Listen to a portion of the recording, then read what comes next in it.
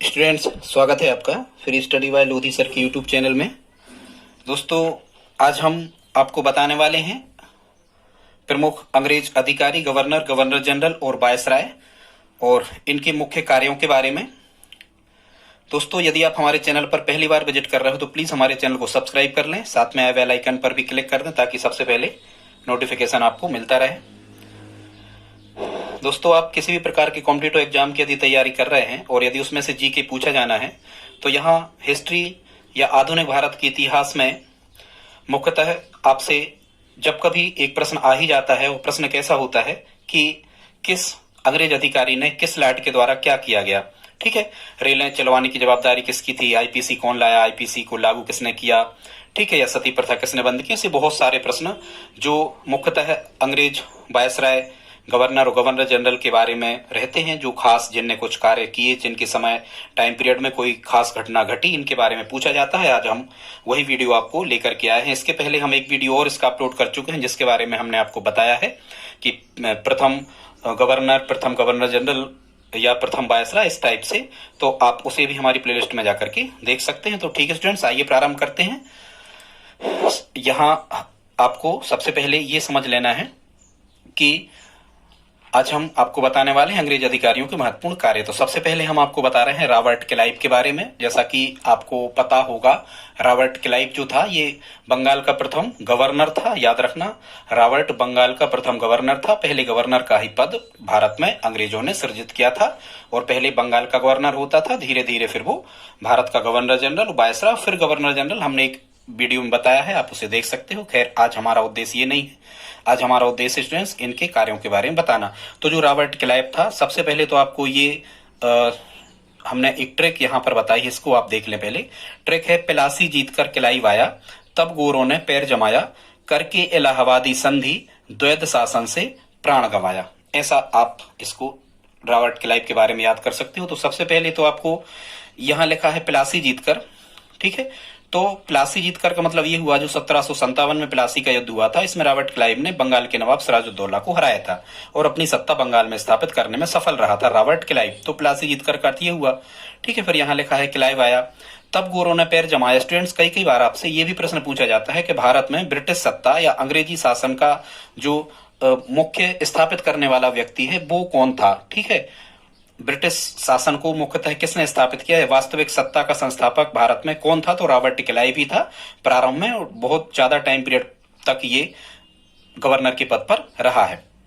तो यहाँ तब गोरों ने पैर जमाया का अर्थ ये हो जाएगा। फिर यहाँ स्टूडेंट्स लिखा है करके इलाहाबादी संधि। कभी यदि आपको प्रश्न आता है कि इलाहाबाद की संधि किसके टाइम पीरियड पर हुई थी या किसने करवाई थी, तो रॉबर्ट क्लाइव की के द्वारा ये संधि की गई थी। इलाहाबाद के जो नवाब थे, ठीक है, सुजाउद्दौला और शाह आलम के मध्य ये संधि हुई थी। आप तो इतना याद रखो, संधि हम बाद में समझा देंगे कि इलाहाबादी जो संधि है ये किसके टाइम पीरियड पर हुई स्टूडेंट, तो ये रॉबर्ट क्लाइव के टाइम पीरियड पर हुई। रॉबर्ट क्लाइव ने ये संधि की थी मुगल नवाब और इलाहाबाद के नवाब के मध्य में, ठीक है।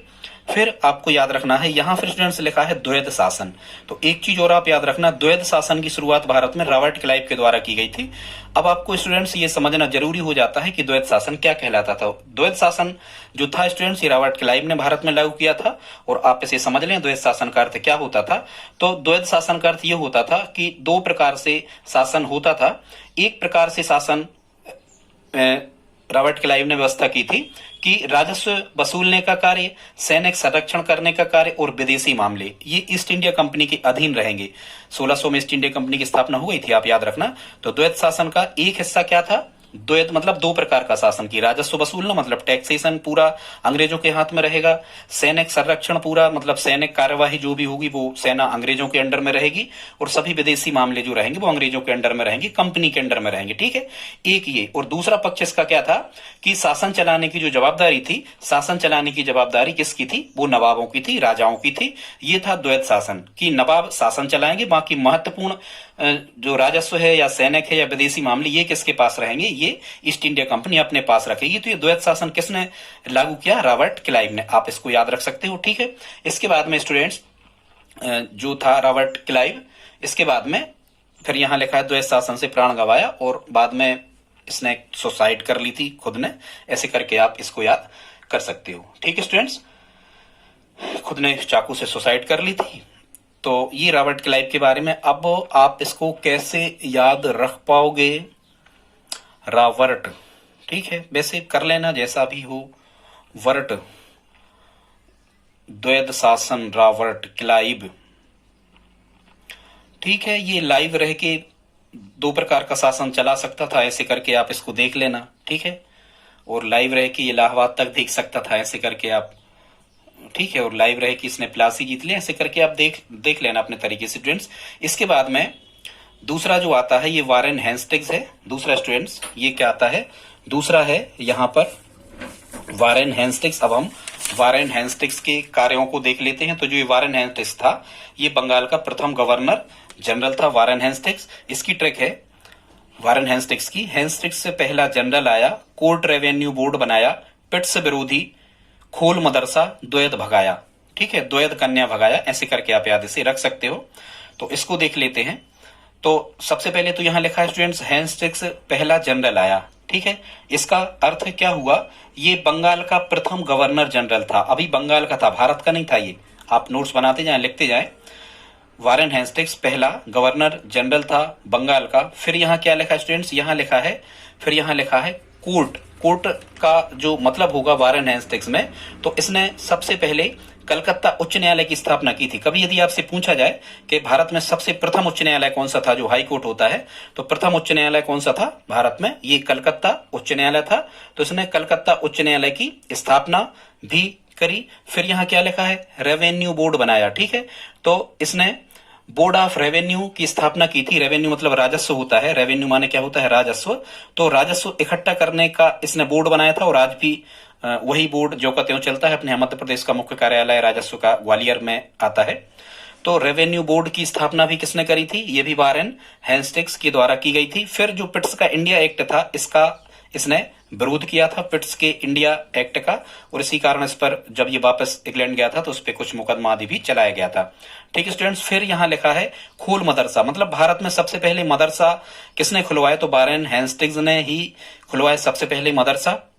फिर यहाँ लिखा है कि द्वैध कन्या भगाया, मतलब इसने द्वैध भगाया, इसको समझना आप, मतलब इसने द्वैध शासन का अंत कर दिया था। जो रॉबर्ट क्लाइव ने प्रारंभ किया था द्वैध शासन, उसका वारेन हेस्टिंग्स ने उसका समापन कर दिया। ठीक है, फिर यहाँ लिखा है कन्या। तो इसने पहले स्टूडेंट्स क्या होता था पुराने समय में, प्राचीन कालीन भारत में, अंग्रेजों के टाइम पीरियड तक ये चलता रहा, कई राज्यों में रूढ़िवादी विचार चलते थे। तो यहाँ कन्या बलि दे दी जाती थी। कन्या का किसी परिवार में जन्म लेना मतलब एक प्रकार से परिवार के खिलाफ, उसकी प्रतिष्ठा के खिलाफ माना जाता था। तो कन्या वध उस समय होता था, तो कन्या वध पर इसने प्रतिबंध लगाया। किसने? वारेन हेस्टिंग्स ने। तो ये इतने कार्य इसके हो गए वारेन हेस्टिंग्स के। आप लिखते जाएं स्टूडेंट्स, इनको जल्दी जल्दी मैं आपको बताते जा रहे हैं।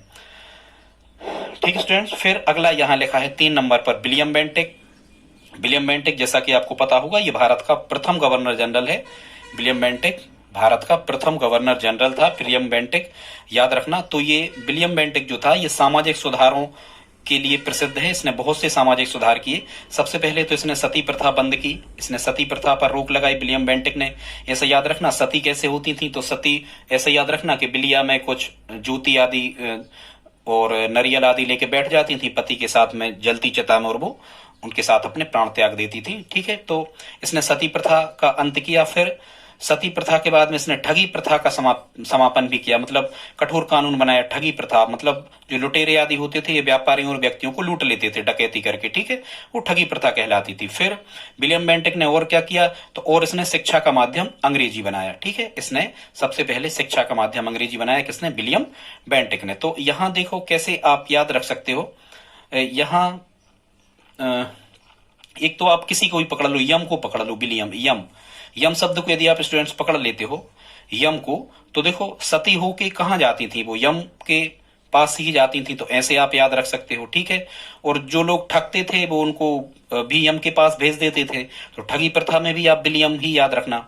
ठीक है, और वैसे ही जो यमराज होते हैं वो शिक्षित तो होते ही हैं, वो अंग्रेजी वगैरह सब समझते हैं, सबके मालिक यमराज हैं। तो ऐसे आप इसको याद स्टूडेंट्स रख सकते हो विलियम बेंटिक के कार्यों के बारे में। ठीक है, फिर यहां देख लेते हैं स्टूडेंट चौथा 4 नंबर पे यहां लिखा है लॉर्ड कैनिंग। लॉर्ड कैनिंग के कार्यों को समझ लेते हैं। लॉर्ड कैनिंग के क्या क्या कार्य थे। तो लॉर्ड कैनिंग का एक कार्य तो था, इसने इंडियन हाई कोर्ट एक्ट लाया 1861 में, और इसके तहत लॉर्ड कैनिंग ने बंबई और मद्रास हाई कोर्ट की स्थापना करी। ठीक है। फिर लॉर्ड कैनिंग के टाइम पीरियड पर ही 3 विश्वविद्यालय की स्थापना हुई, बंबई, कलकत्ता और मद्रास। स्टूडेंट्स यहाँ दिल्ली अभी शामिल नहीं है, ठीक है, किसी में भी, क्योंकि दिल्ली तो बहुत बाद में राजधानी बनना है, 1912 में राजधानी बनना है दिल्ली। अभी हम आपको आगे बताएंगे। जॉर्ज पंचम जब यहाँ दिल्ली आ रहे होंगे तो उनके सत्कार स्वागत के बाद में कलकत्ता से राजधानी दिल्ली बनाई जाना 1912 में, 1911 में दिल्ली दरबार लगना, बताएंगे अभी आगे। ठीक है। तो बंबई, कलकत्ता और मद्रास विश्वविद्यालय की स्थापना भी किसने की? लॉर्ड कैनिंग ने की।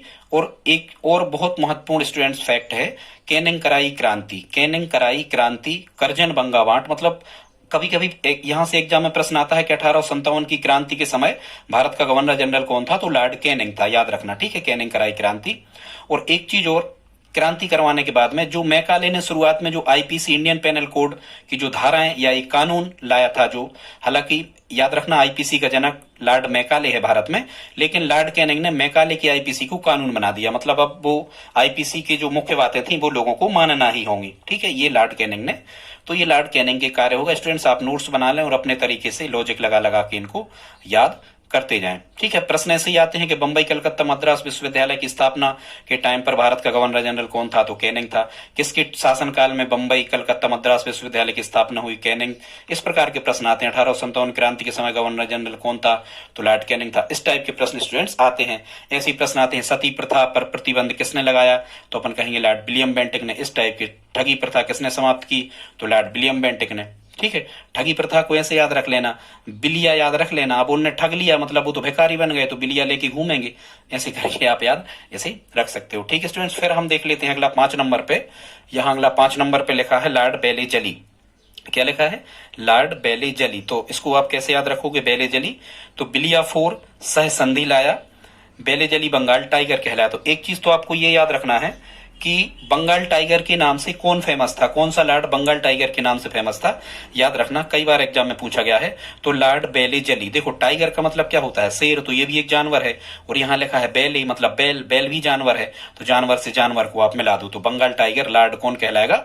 बेले जली। ऐसे आप याद रख सकते हो। ठीक है। फिर यहाँ लिखा है बिलिया फोर, मतलब बिलिया को फोर दिया, सह संधि लाया।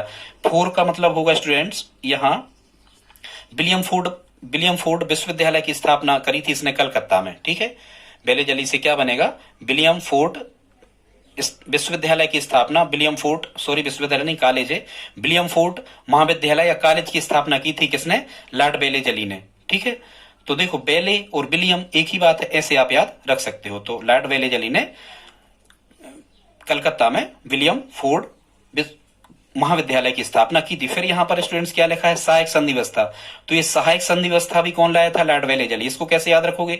वैसे ही जो बैल होते हैं ये किसानों के सहायक होते हैं, बैल ही किसानों के सहायक होते थे। खैर आजकल नहीं होते, पर पहले होते थे। बैल ही किसानों के सहायक होते थे। तो यहां से आप याद रख सकते हो कि सहायक संधि व्यवस्था कौन लाया था? तो लॉर्ड बेले जली लाया था। स्टूडेंट्स ये सहायक संधि व्यवस्था क्या थी कि अंग्रेज ये राजाओं के साथ में एक संधि करते थे, और उस संधि के तहत में सभी शर्तें शासकों को, नवाबों को मानना पड़ती थी। जो नवाब इन सहायक संधि की शर्तों को नहीं मानता था उससे अंग्रेज युद्ध करते थे। उसकी पूरी जो था वो मतलब जीत ही जाते थे। इनके पास तोपें, सेना, अनुशासन, बहुत सी संसाधन होते थे अंग्रेजों के पास, तो ये जीत जाते थे। तो डर करके जो नवाब या भारत के जो शासक वर्ग हुआ करता था सहायक संधि कर लेता था। शुरू में बहुत से राज्यों ने सहायक संधि इसके साथ में की थी। ठीक है। ऐसे करके आप इसको याद रख सकते हो। ठीक है। फिर तो सहायक संधि आप समझ गए। यदि नहीं मानते थे सहायक संधि की शर्तों को तो युद्ध करना होता था अंग्रेजों से, और यदि मानते थे तो बहुत से प्रतिबंध वो राज्यों पर लगा देते थे। तो ये कौन लाया? लॉर्ड बेले जली। इसके बाद स्टूडेंट देखते हैं 6 नंबर पे यहाँ लिखा है लॉर्ड डलहौजी। लॉर्ड डलहौजी के बारे में समझ लेते हैं। यदि आप डलहौजी की स्पेलिंग याद करते हो तो स्टूडेंट्स यहाँ पर आपको 3 चीजें मिलती हैं लॉर्ड डलहौजी में। क्या मिलता है? डा, ला और हा। डा से बनता है डाकतार अवस्था, ला अंतिम ले लो, रेल में अंतिम में ला है। डा से बनता है डाकतार अवस्था, ला से बनता है रेल। ठीक है। और यहाँ हा से बनता है हड़प नीति। तो स्टूडेंट्स तीन चीजें तो आपको याद हो गई होंगी कि डाकतार व्यवस्था लाने का श्रेय किसके लिए जाता है, तो लॉर्ड डलहौजी को जाता है। भारत में रेलें किसके टाइम पीरियड पर चलाई गई, या रेलों के लिए लाइन किसने बिछवाई, ठीक है, या रेलें चलाने का श्रेय किसको जाता है, तो वो भी लॉर्ड डलहौजी को जाता है। और हड़प नीति किसने चलाई थी, या इसी को विलय नीति कहते थे, तो वो भी लॉर्ड डलहौजी ही हड़प नीति या विलय नीति का जनक था। अब ये हड़प नीति या विलय नीति स्टूडेंट्स क्या होती थी कि यदि कोई राजा बिना संतान के मर जाता था, उसकी डेथ हो जाती थी, तो उसे पुत्र गोद लेने का अधिकार नहीं था, उस राज्य को अंग्रेज अपने राज्य में जबरदस्ती मिला लेते थे। ये थी विलय नीति या हड़प नीति। इस नीति के तहत बहुत से राज्यों को अंग्रेजों ने अपने राज्यों में मिला लिया। फिर इसने एक कार्य और किया था लॉर्ड डलहौजी ने, चूंकि ये कुछ होजी मतलब होदी, ये कुछ ठंडे स्थान को ढूंढता रहता था, तो इसने अपनी जो राजधानी थी वो शिमला स्थानांतरित की थी। सेना वगैरह का मुख्यालय इसने कहां बना दिया था, शिमला। वैसे प्रश्न यहां से आते हैं कि किस लॉर्ड ने भारत की जो राजधानी थी, ग्रीष्मकालीन राजधानी थी, वो शिमला स्थानांतरित की, तो लॉर्ड डलहौजी आपको कहना। अब यदि इसने सड़कें बनवाई हैं, ठीक है, हाँ सड़कें भी इसने बनवाई थी लॉर्ड डलहौजी ने, ये लिखा ही है, ला माने रेल, मतलब सड़क पे भी कार्य किया होगा। इसी के टाइम पीरियड पर पीडब्ल्यूडी का स्टूडेंट्स मतलब होता है पब्लिक वर्क्स डिपार्टमेंट, ठीक है, लोक निर्माण विभाग जो सड़कों की देखरेख करता है मुख्यतः। तो पीडब्ल्यूडी पब्लिक वर्क्स डिपार्टमेंट मतलब सड़क की सुरक्षा करने वाला एक विभाग होता है केंद्रीय स्तर पर। तो पीडब्ल्यूडी की स्थापना भी किसके टाइम पीरियड पर हुई थी, लॉर्ड डलहौजी। या पीडब्ल्यूडी की स्थापना, लोक निर्माण विभाग की स्थापना का श्रेय भी किसे जाता है, ये भी लॉर्ड डलहौजी को जाता है। अब हम कुछ आगे देख लेते हैं स्टूडेंट। तो यहाँ 7 नंबर पे लिखा है, यहाँ लिखा है भारतीय प्रेस पर पाबंदी किसने लगाई, तो भारतीय प्रेस पर पाबंदी लगाई गई थी वर्नाक्यूलर प्रेस एक्ट के माध्यम से। फिर से सुन लें आप, भारतीय प्रेस पर पाबंदी लगाई गई थी वर्नाक्यूलर प्रेस एक्ट के माध्यम से, मतलब भारतीय जो पत्रकार थे ये खबरें नहीं छाप सकते थे। तो ये कार्य किसने किया, लॉर्ड लिटन ने। अब यहां से प्रश्न कैसा आता है कि भारतीय प्रेस पर पाबंदी किसके द्वारा लगाई गई थी, किस लॉर्ड के द्वारा लगाई गई थी, तो वर्नाक्यूलर प्रेस एक्ट लाया था लॉर्ड लिटन, ठीक है।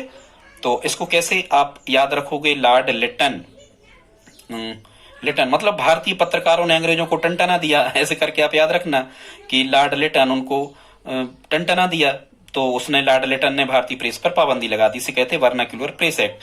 फिर कभी कभी उसका खंडन आता है, भारतीय प्रेस का मुक्तिदाता, मतलब ये जो वर्नाक्यूलर प्रेस एक्ट था इसे रद्द किया या भारतीय प्रेस को मुक्त कर दिया किसने, चार्ल्स मेटकाफ ने। किसने, चार्ल्स मेटकाफ ने। तो चार्ल्स मेटकाफ ने भारतीय प्रेस का मुक्तिदाता कहा जाता है। इसको स्टूडेंट्स आप कैसे याद रखोगे, तो ऐसे ही रख लेना कि अब लिटन को उनने टंटना दिया तो गुस्से में आके उनने पाबंदी लगा दी। अब चार्ल्स जो हैं वो कह रहे हैं कि चलो मैं कर देता हूं, ठीक है, चलो मैं कर देता हूं, ऐसे करके भी आप याद रख सकते हो। तो चार्ल्स मेटकाफ को भारतीय प्रेस का क्या कहा जाता है, मुक्तिदाता, ठीक है। चार्ल्स मतलब ऐसा याद रखना, चार्ल्स तो आप कह दो चालू, मतलब प्रेस चालू करवा दिए, किसने करवा दिए, तो चार्ल्स मेटकाफ ने भारतीय प्रेस चालू करवा दिए, ठीक है स्टूडेंट्स। फिर हम देखते हैं अगले 9 नंबर पे यहाँ पे लिखा है, 9 नंबर पे यहाँ पे लिखा है लॉर्ड मैकाले। तो जो लॉर्ड मैकाले था ये आधुनिक शिक्षा पद्धति का जनक, या आधुनिक शिक्षा व्यवस्था जो स्कूलों में वर्तमान में चल रही है, इस आधुनिक शिक्षा पद्धति का जनक कौन था, लॉर्ड मैकाले। और अंग्रेजी शिक्षा का बहुत बड़ा पक्षधर था। और आईपीसी जो वर्तमान में भारत में इंडियन पेनल कोड चल रहा है, आईपीसी की जो धाराएं होती हैं, आपराधिक वगैरह धाराएं सभी इसके तहत दर्ज की जाती हैं। तो भारत में आईपीसी का जनक कौन था, तो लॉर्ड मैकाले था। कैसे याद रखोगे, शिक्षा की व्यवस्था, तो वो कहता था कि भाई मैं तुम काले लोगों को शिक्षित कर दूंगा और अपने जैसे बना लूंगा। तो ऐसे आप याद रख सकते हो, मैकाले जो था आधुनिक शिक्षा व्यवस्था का जनक, और आईपीसी का जनक भी कौन था, लॉर्ड मैकाले, ठीक है। वो कहता था कि मैं तुम सब लोगों को काला कर दूंगा आईपीसी की धाराएं लगा के, ऐसे करके आप इसको याद रख सकते हो स्टूडेंट्स। आगे देखते हैं, बस 5 मिनट और इसमें आपको लगना है। तो स्टूडेंट्स आगे देखते हैं, इसके बाद चलते हैं हम लॉर्ड कॉर्नवालिस। तो स्टूडेंट्स जो ये लॉर्ड कॉर्नवालिस था ये स्थायी बंदोबस्त का जनक था। स्थायी बंदोबस्त को सबसे पहले इसने बंगाल में लागू किया था। अब ये स्थायी बंदोबस्त क्या होता था इसे आप सुन लें। स्थायी बंदोबस्त के तहत क्या किया था लॉर्ड कॉर्नवालिस ने, कि सभी जगह पर उसने टैक्स वसूलने के लिए, लगान किसानों से वसूलने के लिए जमींदारों को नियुक्त कर दिया था। और इसने कहा था कि जमींदार जितना भी लगान वसूल करें उसका 10% अपने पास में रखें और 90% कंपनी को दे दें, मतलब अंग्रेजों को सौंप दें। तो ये था स्थायी बंदोबस्त, जिसमें जो जमींदार थे ये इनके पास में कुछ ज्यादा पावर आ गई थी, ठीक है। तो स्थायी बंदोबस्त का जनक था लॉर्ड कॉर्नवालिस, और भारत में पुलिस प्रशासन का जनक था लॉर्ड कॉर्नवालिस। देखो वालिस यहाँ लिस लिखा है तो पुलिस में भी लिस लिखा है, और पुलिस जो है ये सिविल सेवा के अंतर्गत ही, तो मतलब पुलिस में बड़े अधिकारियों का चयन होता है, जैसे आईपीएस। 3 प्रकार की सिविल सेवाएं भारत में चलती है, तो ऐसे आप याद रख सकते हो। ठीक है, तो स्थायी बंदोबस्त कॉर्नवालिस, इसको स्टूडेंट्स आप कैसे याद रखोगे? बंदोबस्त, वर्तमान में आप देखो बंदोबस्त कौन करता है, पूरा का पूरा समाज में बंदोबस्त कौन करता है? पुलिस ही करती ना। ऐसे आप याद रख सकते हो, जो बंदोबस्त जब पुलिस करती है तो पुलिस व्यवस्था का जनक कौन था?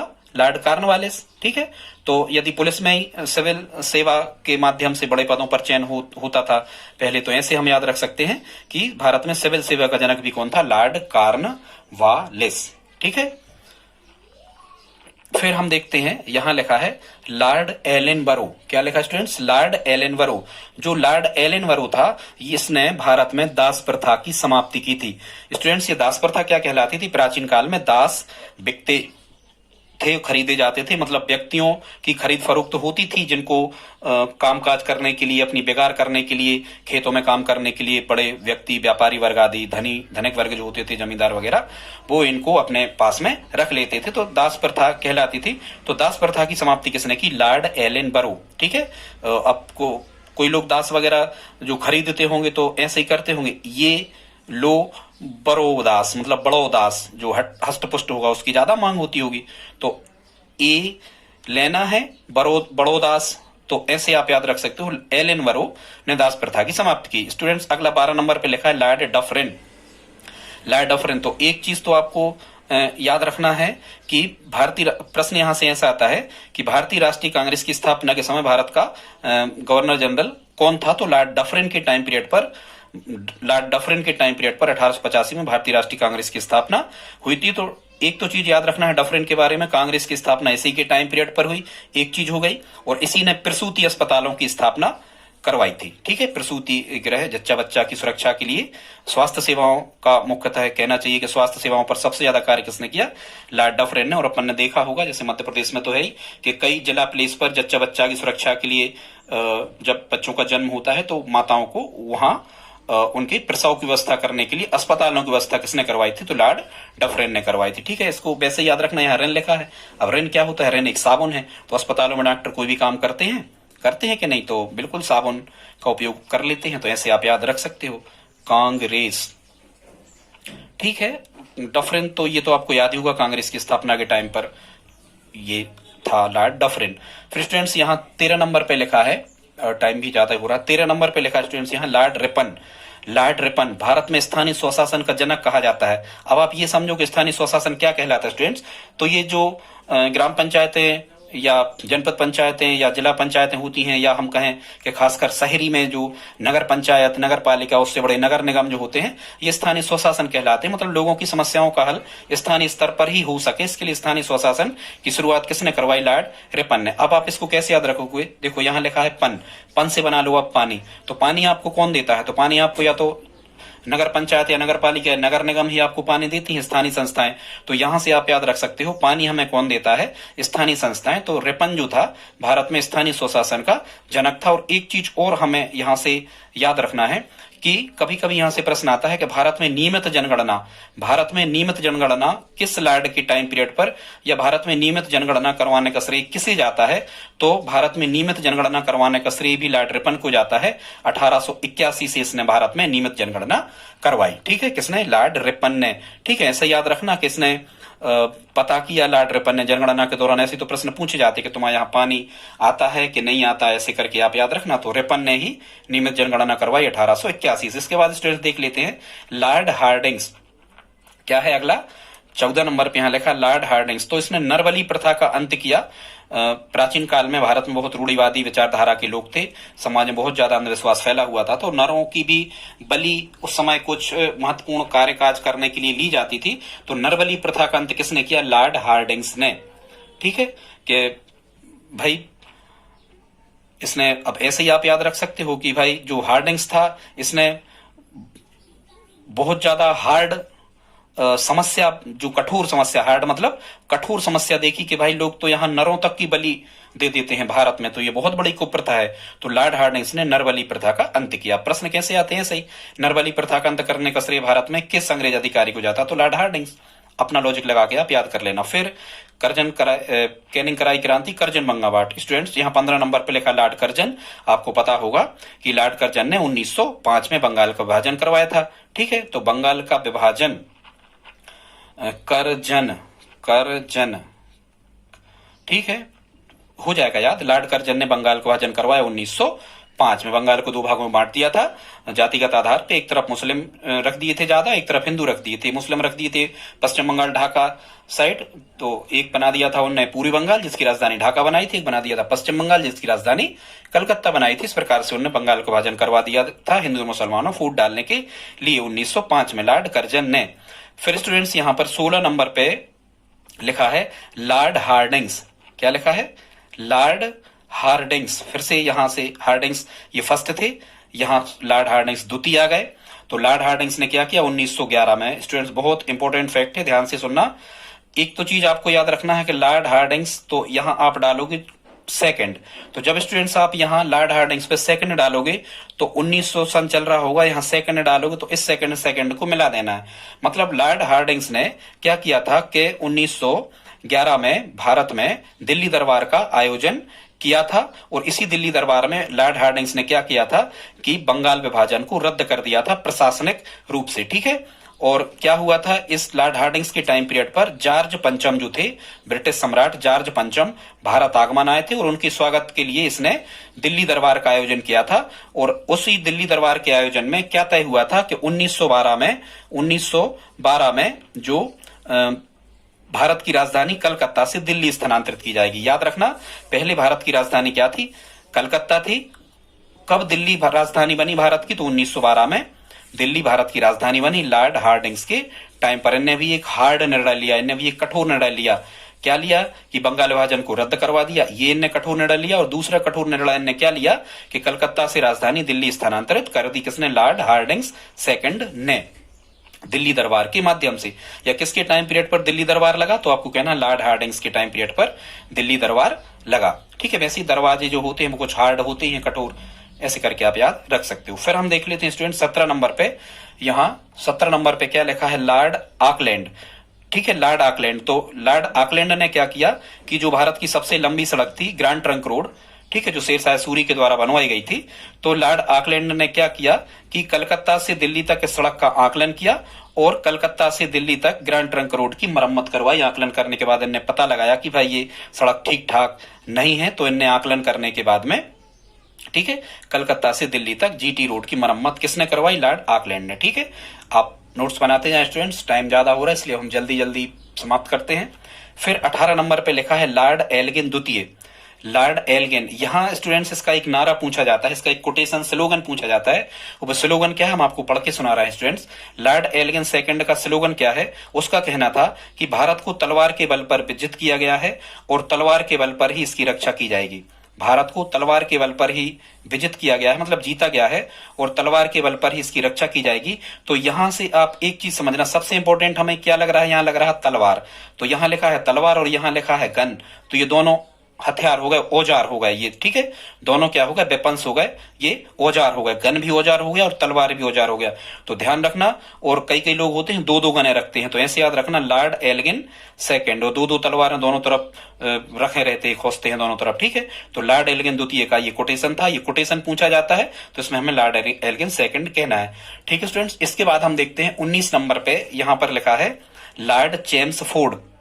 क्या लिखा है, लॉर्ड चेम्सफोर्ड। तो इसके टाइम पीरियड की घटना क्या थी, जलियांवाला बाग हत्याकांड हुआ था 13 अप्रैल 1919 को। जलियांवाला बाग कांड या जलियांवाला हत्याकांड कब हुआ था, 1919 13 अप्रैल को, बैसाखी के दिन। तो अब यदि आपसे प्रश्न आएगा कि जलियांवाला बाग हत्याकांड के टाइम पर भारत का जो गवर्नर जनरल था वो कौन था, हालांकि वो वायसराय कौन था, तो लॉर्ड चेम्सफोर्ड था। कौन था स्टूडेंट, चेम्सफोर्ड। इसको आप कैसे याद रखोगे स्टूडेंट्स, हम तो इसको ऐसे ही याद रखे हैं कि जो जनरल डायर था वो फोर्ड गाड़ी में फोर्ड कार की कंपनी है फोर्ड गाड़ी में वहां जलियांवाला बाग में फोर्ड गाड़ी में सैनिकों के साथ लैस होकर आया और उसने दनादन गोलियां चलाना प्रारंभ कर दिया। ठीक है, और ये रोल एक्ट भी किसके टाइम पीरियड पर आया था? ये भी लॉर्ड चेम्सफोर्ड के टाइम पीरियड पर आया था रोल एक्ट। ठीक है, ये 1919 में आया था सर सिडनी रॉलेट की अध्यक्षता में।